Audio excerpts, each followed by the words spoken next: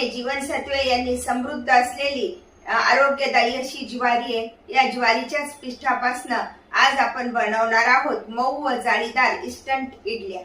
Hello hi, मी कल्पना थिडके या recipe मध्ये मी आपलं स्वागत करत आहे। आज आपण बनवणार आहोत मऊ जाळीदार इन्स्टंट ज्वारीच्या पिठाच्या इडल्या। भांड्यामध्ये आपण 1 वाटी ज्वारीचं पीठ घेतलेलं आहे, 1 वाटी रवा घेतलेला आहे, बारीक रवा घ्यायचा आहे, जास्त जाड नाही घ्यायचा आहे, 1 चमचा मीठ। सर्व साहित्य व्यवस्थित एकत्र करून घेऊया। 1 वाटी दही घ्यायचंय, ते पण टाकून घेऊया। आता हे सर्व साहित्य व्यवस्थित एकत्र करून घेऊया। ज्या वाटीने आपण दही घेतलंय त्या वाटीच्या मापानुसार 1 वाटी पाणी घेऊया। नंतर लागल्यावर पुन्हा टाकून घ्यायचे, थोडं थोडं करून टाकायचं म्हणजे पीठ छान मिक्स करता येतं।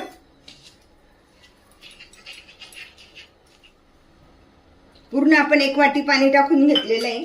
त्याच वाटीच्या मापानुसार अर्धी वाटी पाणी घेतलंय आणि जसं लागेल तसंच टाकायचं।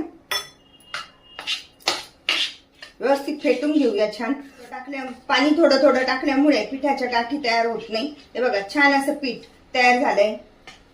अशा पद्धतीचं हे पीठ तयार झालंय। थोडं पाणी शिल्लक ठेवलंय। हे बॅटर 10 मिनिटं झाकून ठेवूया।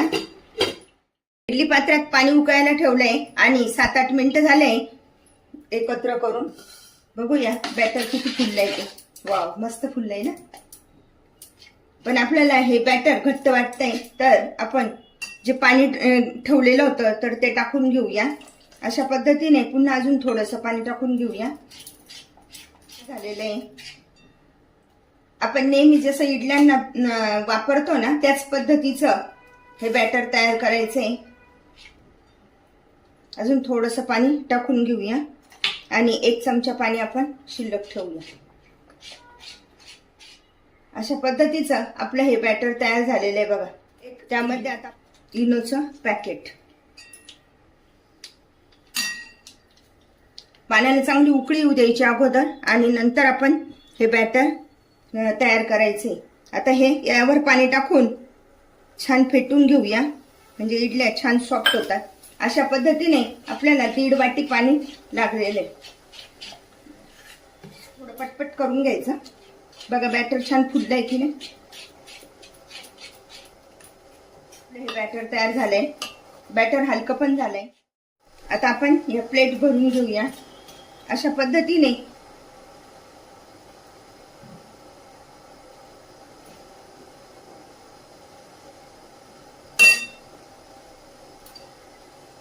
थोडंसं रिकामं ठेवून अशा प्लेट भरायच्या आहे।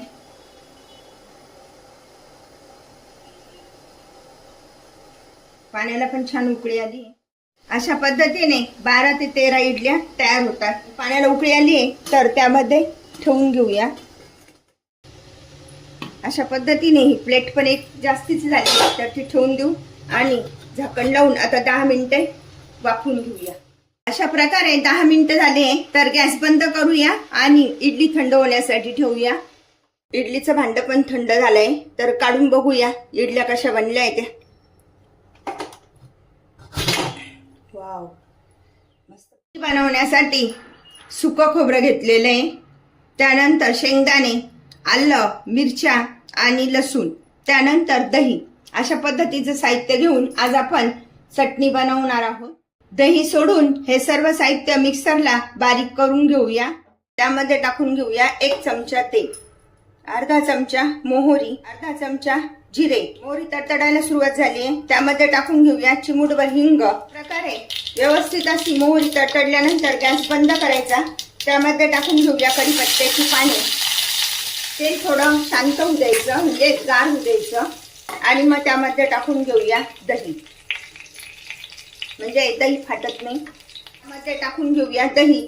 असं हे थंड झाल्यानंतर दही टाकायचं म्हणजे दही फाटत नाही आणि पटपट हलवायचं। टाकून घेऊया थोडीशी हळद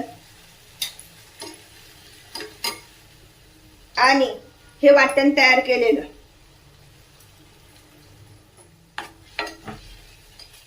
सुरू करून घ्यायचा आणि त्यामध्ये आता आपल्याला जसं लागेल तसं पाणी टाकून घेऊया। आपण इडली बरोबर चटणी बनवतोय त्यामुळे थोडी पातळ बनवायची छान. अशा प्रकारे हे बघा अशी इतकी पातळ चटणी बनवायची आहे.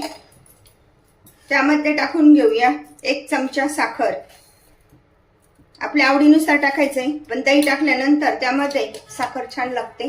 त्यात टाकून घेऊया 1 चमचा मीठ. अशा प्रकारे इडल्यांसोबत अशी पातळ दही शेंगदाण्याची चटणी बनवायची आहे.